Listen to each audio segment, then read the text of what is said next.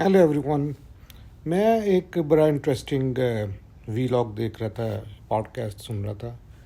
तो मैंने सोचा आप सबके साथ शेयर करूं क्योंकि मैं सोचता हूं कि ये इन्फॉर्मेशन बहुत इम्पोर्टेंट है। इसमें बेसिकली एक डॉक्टर डेनियल हैं जो कि बता रहे थे कि ब्रेन और माइंड का क्या फंक्शन होता है। सो ब्रेन आपका जो है वो आप ये समझें एक फ़िज़िकल थिंग है, जबकि जो माइंड है वो एक स्पिरिट है आपकी सोचों की। या उसको ज़रा फर्दर एक्सप्लेन करें तो brain is could be tangible, जो कि शायद ठीक भी हो सकता है।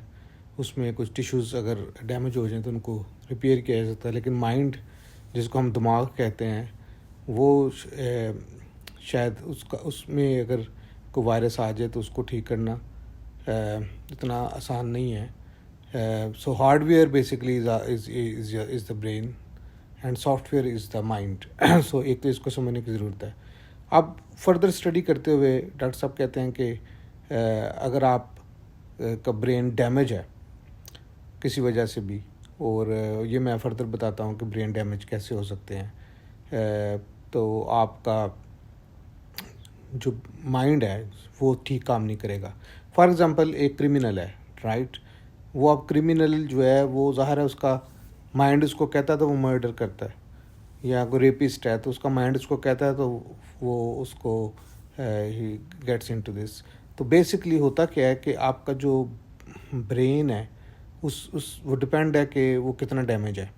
सो अगर हम ये सोचें कि आपका ब्रेन 5% डैमेज है तो हो सकता है आप छोटी मोटी प्रॉब्लम्स होंगी, आप छोटे मोटे फ्रॉड सोचेंगे। और अगर आपका माइंड लेट्स से कि 10, अगर 1 to 10 हम जाएं, अगर 10 उसकी स्कोरिंग है तो हो सकता है you can and up in a murder somebody.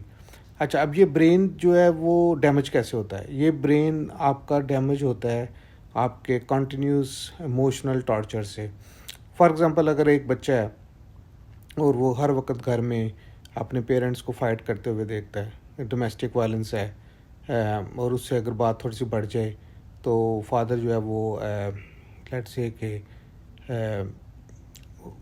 माँ को मारता पीटता भी है, तो वो इमोशनल टॉर्चर देख देख के भी आपका जो ब्रेन है वो डैमेज हो सकता है। या आप किसी ऐसी सोसाइटी में रहते हैं जहाँ पे बहुत ज़्यादा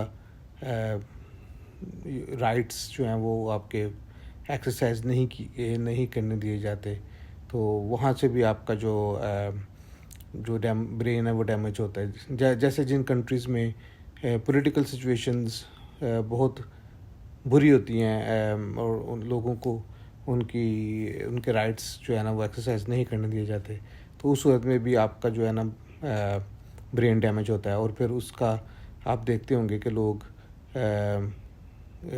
उनका जो माइंड है वो उनको सिग्नल भेजेगा कि आप जाएं और तोड़ फोड़ करें।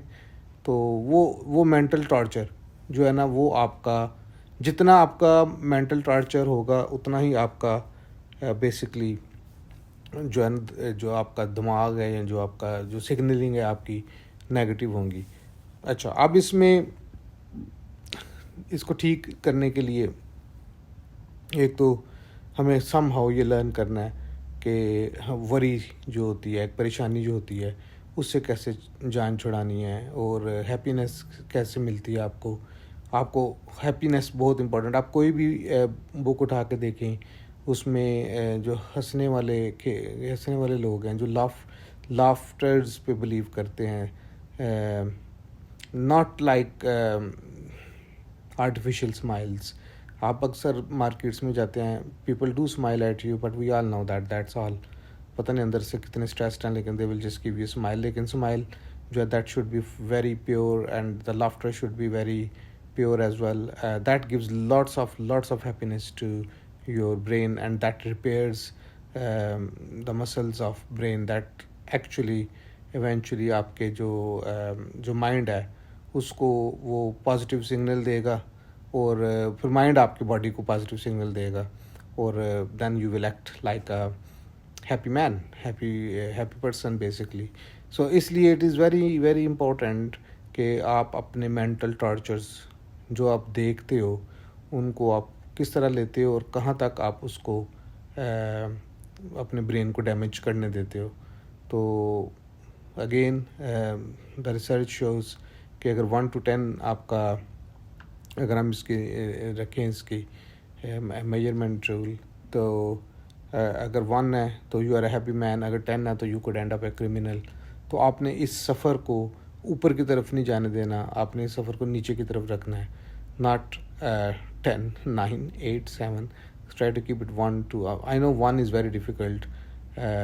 बाज़ लोग हैं जिनको सब कुछ मिलता है लेकिन वो फिर भी हैप्पी नहीं होते। तो ये बैलेंस जो है ना, दैट इज़ वेरी इंपॉर्टेंट कि how you can keep your mental torture in control, कि आप अपने ब्रेन को डैमेज ना होने दें। सो ये बड़ी इंटरेस्टिंग एक डिस्कशन है।